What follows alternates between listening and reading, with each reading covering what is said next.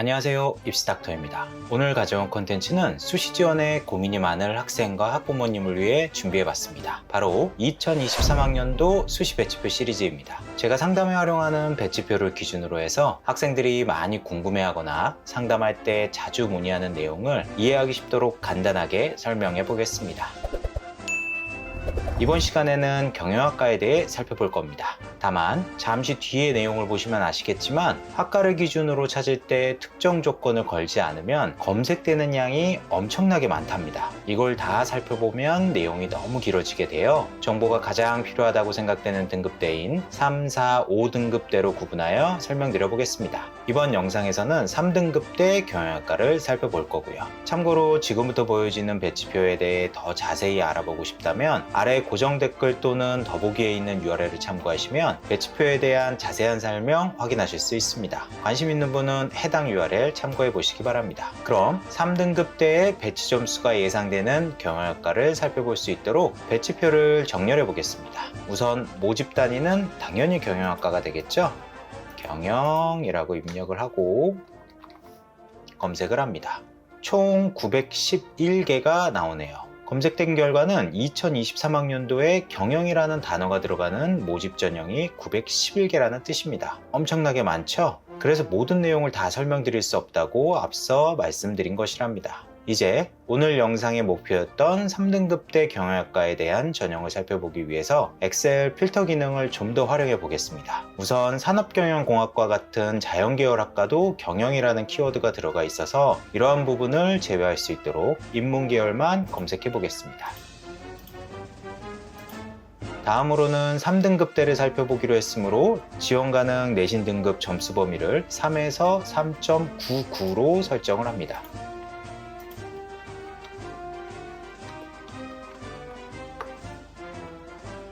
총 170개가 나왔습니다. 그런데 여기서 한 가지 더 정리해야 하는 것이 있습니다. 이렇게 검색된 전형에는 논술이나 학생부 종합전형도 포함되어 있습니다. 논술이나 종합전형은 내신 성적뿐만 아니라 다른 다양한 부분을 보고 선발하는 만큼 내신 성적만으로 합부를 이야기하기가 조금 어렵습니다. 이번 영상에서는 종합전형과 논술 전형을 제외한 학생부 교과 성적 기준으로만 설명드리도록 하겠습니다. 그럼 학생부 교과 전형만 남겨보도록 하죠. 총 98개의 전형이 나오네요. 다만 경영이라는 키워드가 중심이다 보니 경영학과뿐만 아니라 경영정보학이나 호텔경영과 같은 학과도 함께 조회되는 점 참고해 주시기 바랍니다. 이렇게 나온 결과에서 지역인재 전형의 경우에는 특정 지원 자격이 있어야 되는 만큼 내가 지원할 수 있는지 잘 살펴보시기 바랍니다. 혹시라도 이 배치표를 활용하시는 분이라면 그러한 자격 요건은 이 옆쪽에서 지원 자격 이 부분에서 확인하시면 되고요. 또 학생부 교과 전형으로 분류되는 전형에 대해서만 살펴보지만 면접이 포함되거나 이러한 경성대처럼 단계별로 전형이 실시되는 경우도 있습니다. 수시 지원 전에 이러한 부분도 잘 체크해서 지원하시기 바랍니다. 검색된 3등급대 지원 가능 경영학과가 100개 가까이 되다 보니 한 번에 보기 어려우실 겁니다. 각 대학과 전형에 대한 자세한 성적은 잠시 일시 정지하시고 살펴보시기 바랍니다. 이렇게 3등급대로 지원 가능한 경영학과를 살펴봄에 있어 꼭 체크해야 하는 3개의 요소에 대해 설명드리고 영상 마무리하도록 하겠습니다. 우선 각 대학의 학생부 교과 성적 방법을 반드시 체크해라. 각 대학마다 학생부 교과 성적 반영 방법이 다양합니다. 어떻게 반영되는지를 체크해야지만 나에게 유리하게 적용해 지원할 수 있죠. 예를 들어 경성대 같은 경우에는 국, 영, 수탐, 기타 교과 각 2과목 총 10과목을 반영합니다. 잘 나온 10개 성적만 반영하는 것이죠. 반영하는 교과는 다르지만 부산에도 역시 10과목만 반영하고 있고요.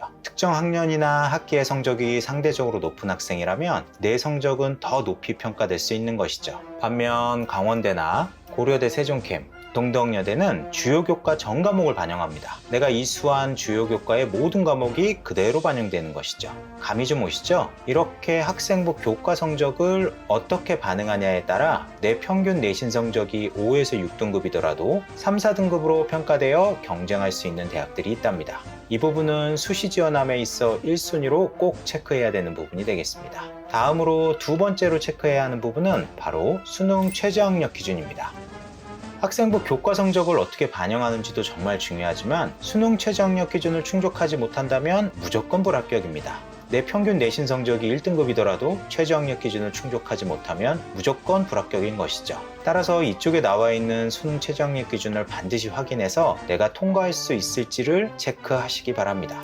만약 수능에 정말 자신 없다면 수능 최저가 존재하지 않는 대학에 지원해야 하겠죠. 마지막으로 세 번째 체크 요소는 전형의 변화 유무입니다. 화면에 표를 보시면 아시겠지만 작년 그리고 재작년의 성적도 함께 제공하고 있습니다. 과거 자료는 실제 자료인 것으로 반드시 확인해야 합니다. 저 역시 함께 정리해서 상담에 활용하고 있죠. 그런데 올해, 그러니까 2023학년도에 전형이 변화되는 경우 과거 합격자 자료가 큰 의미가 없어질 수도 있습니다. 전형이 어떻게 변하느냐에 따라 올해 합격자 성적은 크게 변화될 수 있기 때문이죠. 예를 들어 강원대를 살펴보면 일반 전형 기준으로 작년에는 수능 최저가 세계 합 11이었습니다. 올해는 세계 합 13으로 변경되었고요. 세계가 3, 4등급이 나와야 했다가 4, 5등급이 나오면 되므로 나름 큰 폭의 완화라고 할 수 있습니다. 수능 최저를 충족하는 학생들이 많아지게 되고 결과적으로 실질 경쟁률은 높아져서 합격자 성적이 올라갈 가능성이 있는 것이죠. 근데 이 예상폭은 말 그대로 예상인 것입니다. 변수가 발생될 수 있다는 뜻으로 생각보다 더 오를 수도 반대로 작년과 큰 차이가 없을 수도 있습니다. 실제 이런 사례들도 있고요. 그렇다 하더라도 이런 상승 변수가 적용될 수 있는 학과는 소신이나 안정지원은 위험 부담이 있을 수 있으니 주의할 필요가 있습니다. 따라서 이러한 전년 대비 변화 요소도 꼭 체크하시는 것을 추천합니다. 여기까지가 오늘 준비한 내용이었습니다. 긴 영상 시청해주셔서 감사하며 영상이 마음에 들었다면 구독과 좋아요 부탁드리겠습니다. 이상 입시닥터였습니다. 감사합니다.